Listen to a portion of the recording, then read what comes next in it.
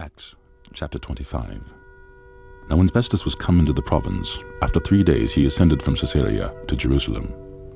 Then the high priest and the chief of the Jews informed him against Paul, and besought him, and desired favor against him, that he would send for him to Jerusalem, laying wait in the way to kill him. But Festus answered that Paul should be kept at Caesarea, and that he himself would depart shortly thither.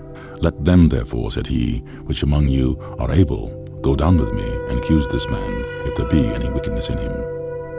And when he had tarried among them more than 10 days, he went down unto Caesarea, and the next day, sitting on the judgment seat, commanded Paul to be brought. And when he was come, the Jews which came down from Jerusalem stood round about, and made many and grievous complaints against Paul, which they could not prove.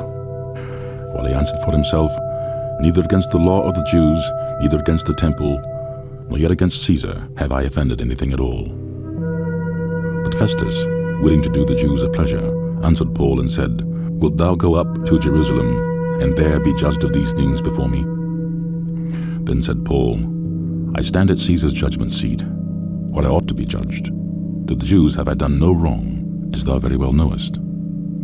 For if I be an offender, or have committed anything worthy of death, I refuse not to die. But if there be none of these things whereof these accuse me, no man may deliver me unto them. I appeal unto Caesar. Then Festus, when he had conferred with the council, answered, Hast thou appealed unto Caesar? Unto Caesar shalt thou go.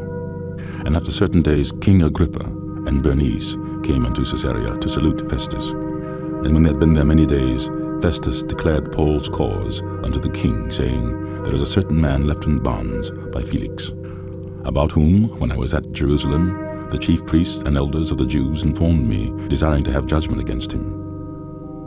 To whom I answered, It is not the manner of the Romans to deliver any man to die, before that he which is accused have the accusers face to face, and have license to answer for himself concerning the crime laid against him. Therefore, when they were come hither, without any delay on the morrow, I sat on the judgment seat, and commanded the man to be brought forth. Against whom, when the accusers stood up, they brought none accusation of such things as I supposed, but had certain questions against him of their own superstition, and of one Jesus, which was dead, whom Paul affirmed to be alive. And because I doubted of such manner of question, I asked him whether he would go to Jerusalem, and there be judged of these matters. But when Paul had appealed to be reserved unto the hearing of Augustus, I commanded him to be kept till I might send him to Caesar.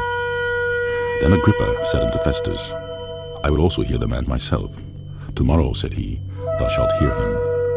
And on the morrow, when Agrippa was come, and Bernice, with great pomp, and was entered into the place of hearing, with the chief captains and principal men of the city, at Festus' commandment Paul was brought forth.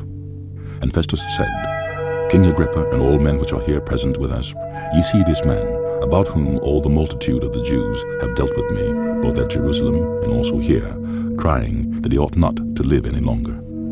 But when I found that he had committed nothing worthy of death, and that he himself hath appealed to Augustus, I have determined to send him, of whom I have no certain thing to write unto my Lord. Wherefore I have brought him forth before you, and specially before thee, O King Agrippa, that after examination had, I might have somewhat to write. For it seemeth to me unreasonable to send a prisoner, and not withal to signify the crimes laid against him. To continue, please insert the next CD.